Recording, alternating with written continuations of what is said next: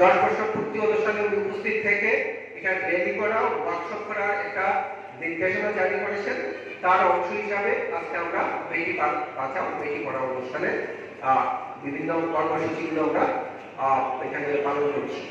একটু আগে এখান থেকেই আমরা বেরিয়ে গিয়ে বেটি বাঁচাও বেটি পড়াওর উপরে বিভিন্ন যে কর্মসূচি আছে, কি কি কর্মসূচি আছে তার উপরে একটা প্রচার গাড়ি মাননীয় এমএলএ মহোদয়ের হাত ধরে সেটাকে উদ্বোধন হয়েছে, আজকে চালু হয়েছে।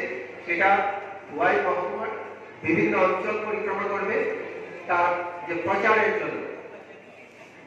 এই কাজগুলো যেগুলো করছি সেগুলো আমরা করছি কারণ আমাদের সেটা আমাদের কর্তব্য, আমাদের এই যে মানুষ, এই যে ব্যক্তি, এই যে সামাজিক সবচেয়ে বুদ্ধিমান যে সামাজিক জীব হিসাবে আমাদের সবার কর্তব্য।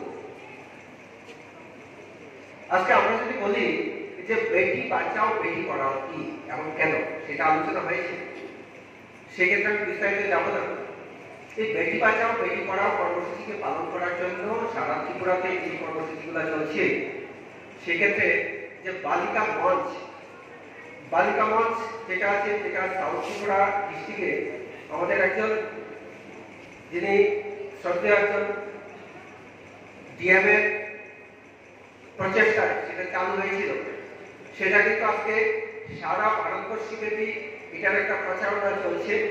কেন সেটা সবাই জানে, সেই ব্যাপারে আমি আপনাদের বলি যে এই যে বেটি বাঁচাও বেটি পড়াও, সেক্ষেত্রে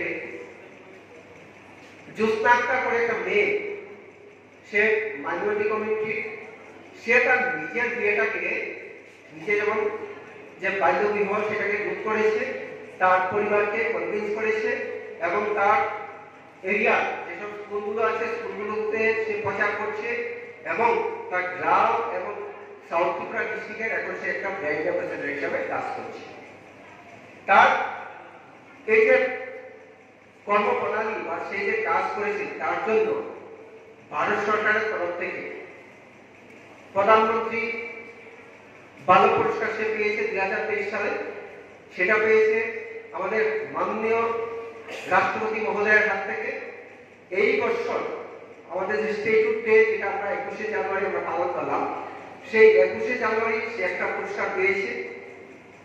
সেটা হলো মহারানী কাঞ্চনপ্রভা